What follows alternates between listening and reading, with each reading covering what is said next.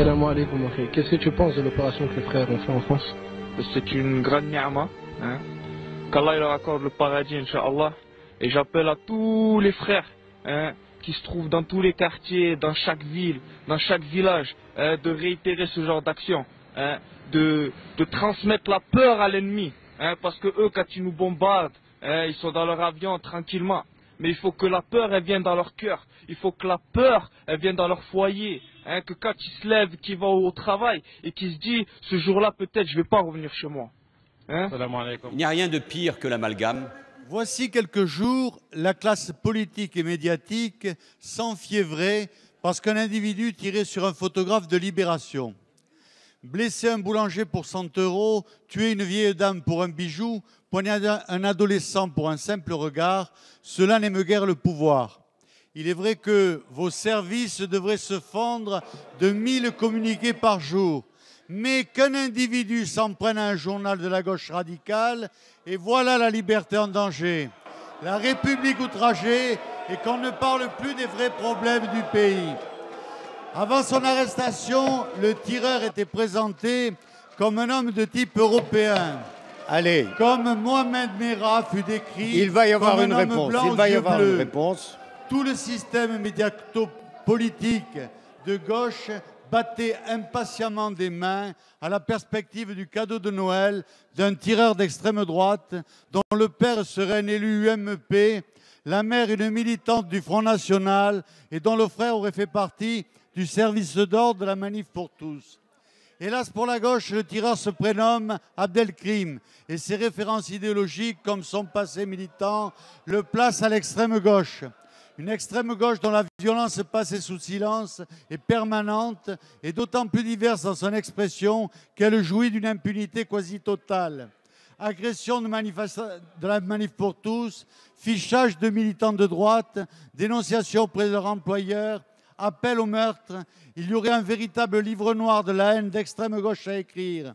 Un livre dans lequel vous trouveriez votre nom, monsieur le ministre, car pour ces militants d'extrême gauche, vous êtes un fasciste et un raciste. Ces mouvances anarchistes représentent un danger pour la sécurité publique et pour la République. Monsieur le ministre, merci monsieur Bompard. La parole est à monsieur Manuel Valls, ministre de l'Intérieur.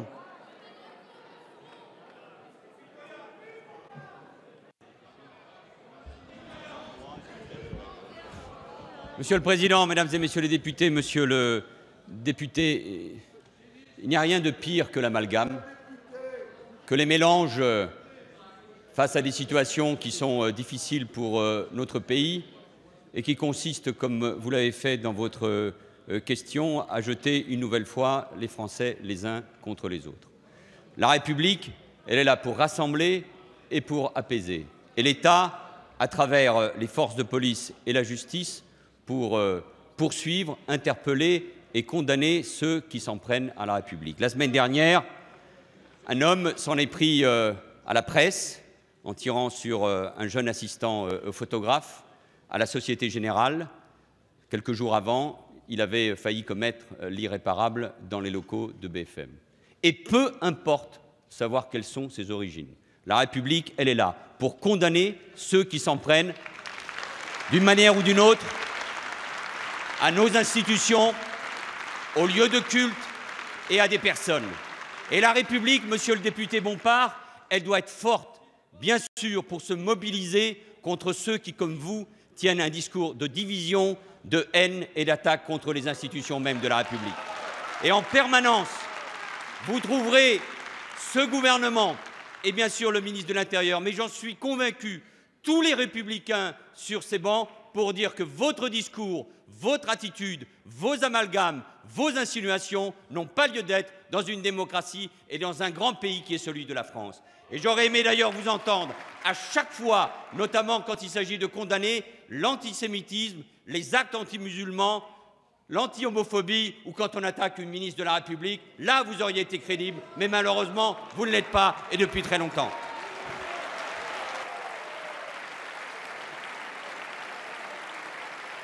Merci. Bien sûr, j'ai entendu les nouvelles. On est d'ailleurs très content d'avoir ces lâches mourir comme ça de cette façon. On est bien content d'avoir pu les atteindre. Et surtout, on est bien aussi heureux pour les frères. On est avec eux, ils doivent savoir qu'ils sont sur le haqq. Il n'y a aucune crainte. Allah il est avec eux, bien évidemment. Il n'y a rien de pire que l'amalgame. La parole est à Jacques Bompard.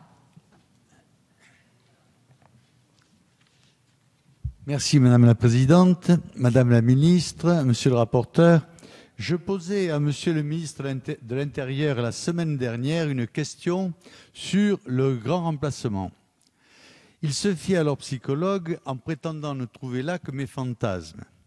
J'attends donc, après tant de certitudes, vous m'apportiez les preuves de ma tare fantasmatique. J'espère que vous ne vous masquerez pas derrière de faibles petites statistiques dont la démographe Michel Tribala a déjà montré toutes les lacunes. J'espère que vous n'agiterez pas le moulin à vent de la citoyenneté de papier qui ne fait même plus rire les observateurs, tant il faut n'avoir jamais mis les pieds au Châtelet, dans la couronne parisienne ou même dans certains marchés provençaux pour nier son existence. D'ailleurs, j'imagine que vous ne ferez pas l'insulte à l'élu local que je suis de mépriser les chiffres de sa propre commune. Or, mon adjointe à l'état civil ne cesse de m'alerter sur un phénomène grandissant. Dans les dossiers des mariages qu'elle doit traiter, une partie importante ne relève que des mariages blancs. Une tendance lourde de sens comme de conséquences. Je vois que ça vous fait rire. Je pense que vous ne devriez pas rire de cela. Cela pour vous montrer qu'en dehors de la grande bourgeoisie, toute notre société souffre du grand remplacement.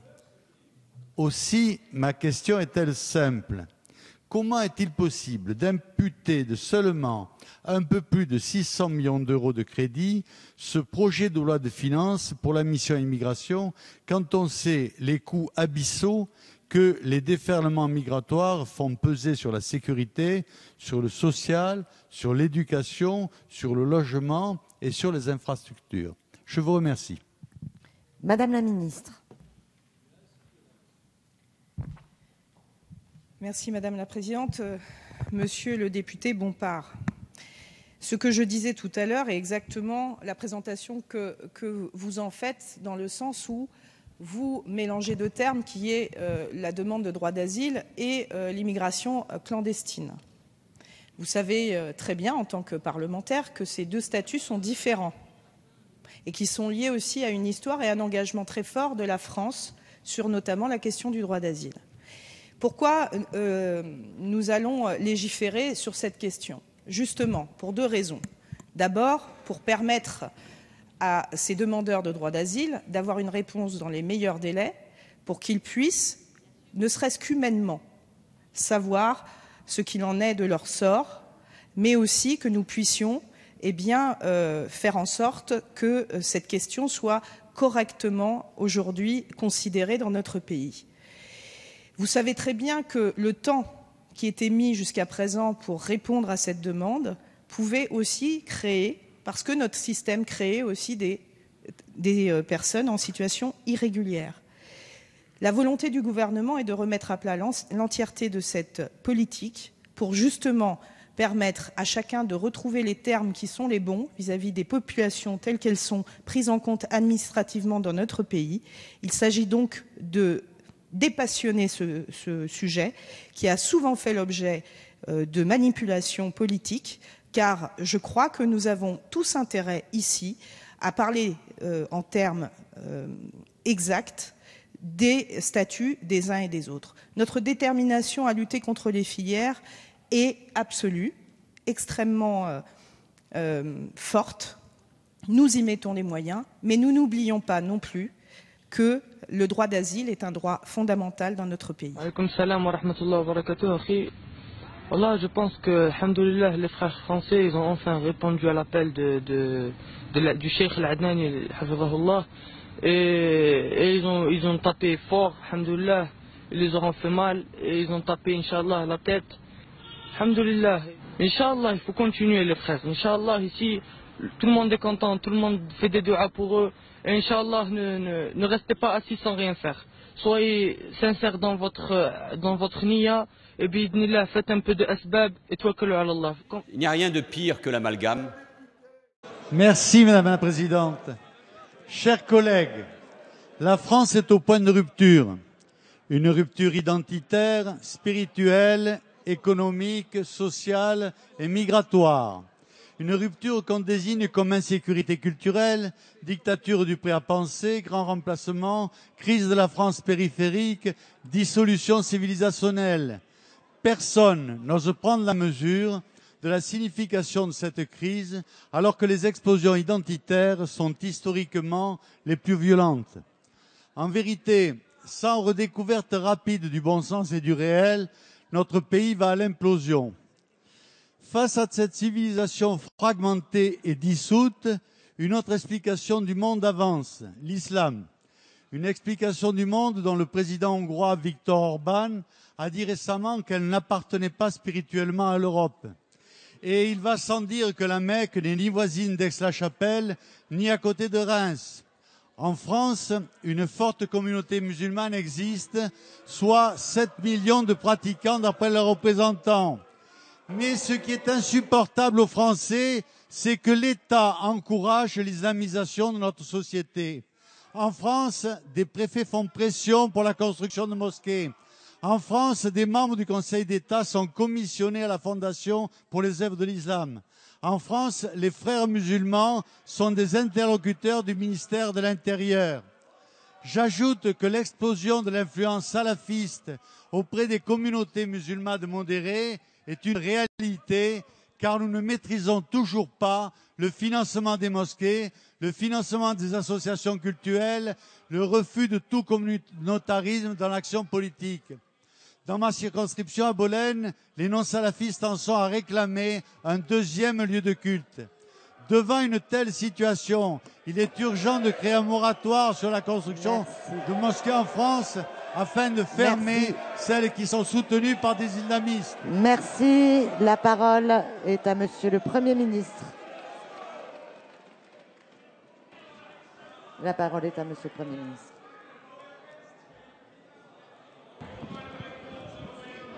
Madame la Présidente, Monsieur le député, je n'ai pas pu entendre la fin de votre intervention, mais on aurait pu penser que peut-être votre question avait pour objet d'attirer la vigilance nécessaire par rapport à des dangers qui existent en termes d'endoctrinement, de propagande liée au djihadisme ou à l'islam radical. Le gouvernement, la représentation parlementaire, à travers les travaux, à travers les réponses, à travers surtout l'action, y répond tous les jours. Et nous devons être vigilants, bien sûr, ce qui amène régulièrement le gouvernement à dissoudre des associations, à alerter sur les dangers du salafisme et à expulser des imams étrangers radicaux. Mais, monsieur le député, il faut être cohérent. Quand on veut lutter contre le terrorisme, quand on veut lutter contre le djihadisme, quand on veut lutter contre l'islamisme radical, on va jusqu'au bout. Et on vote, contrairement à ce que vous avez fait, on vote la loi sur le renseignement. S'il s'agit en revanche, monsieur le député, de trouver un nouveau prétexte pour mettre en cause la liberté de culte et la liberté tout simplement de notre pays, alors vous nous trouverez pour vous barrer la route. Je vous le rappelle, et vous devriez le savoir, que le principe de laïcité signifie, comme l'énonce en son article 1er la loi du 9 décembre 1905, que la République assure la liberté de conscience. Elle garantit le libre exercice des cultes sous les seules restrictions édictées ci-après dans l'intérêt de l'ordre public. Et c'est ça qui fonde la loi, et c'est ça qui fonde précisément la loi de la République. Vous avez énoncé des contre-vérités. Au fond, ça doit être une chance, et c'est un débat que nous avons dans le pays, ça doit être une chance pour la France de compter sur plusieurs millions de compatriotes ou de concitoyens de confession et de culture musulmane. En quoi ça serait un défi? En quoi ça serait un problème? C'est sans doute un défi pour l'islam, mais pour la France et pour l'Europe, qui accueille d'ailleurs des musulmans depuis de très nombreuses années, depuis des siècles même. Il suffit de regarder l'histoire de l'Espagne ou l'histoire de l'ex-Yougoslavie ou notre propre histoire pour ce qui concerne depuis des décennies. Mais si les uns et les autres, et je peux sentir parfois de la gêne dans d'autres rangs, vous voulez ce débat, eh bien il faut l'avoir. Chacun, en fonction de sa croyance ou non, doit respecter les lois de la République. Mais chacun dans notre pays a le droit de croire et d'exercer son culte à partir du moment où il respecte les lois de la République. Et il est hors de question, comme le fait M. Orban, qui se trouve aujourd'hui entre M. Sarkozy, avec Mme Merkel, avec M. Rajoy au congrès du PPE. Parce qu'il ne suffit pas de le citer, il faut que chacun soit au clair aussi sur les prises de position des uns et des autres en Europe quand on appartient à la même formation politique. M. Orban a tenu des propos qui sont inadmissibles, indignes par rapport aux valeurs de l'Europe. Et qu'un chef de gouvernement en Europe puisse tenir ces propos, qu'on puisse d'ailleurs distinguer, comme vous le souhaitez, des citoyens en fonction de leur confession, ici chrétiens, là musulmans, pour les accueillir dans nos villes quand il s'agit de réfugiés qui demandent le droit d'asile, c'est ce débat qu'il faut avoir dans le pays. Donc, il est fini le temps où on courbe l'échine, où on accepte cette doctrine, la théorie du grand remplacement, la théorie sur l'immigration qui est en train de tout envahir. Des mots, mesdames et messieurs, qui sont prononcés par l'extrême droite, mais qui sont aussi prononcés par des leaders de la droite courant derrière le Front National. Alors il est temps, et je le dis à la gauche notamment, d'avoir un vrai débat sur ce que sont les valeurs de la République et quelle France nous voulons.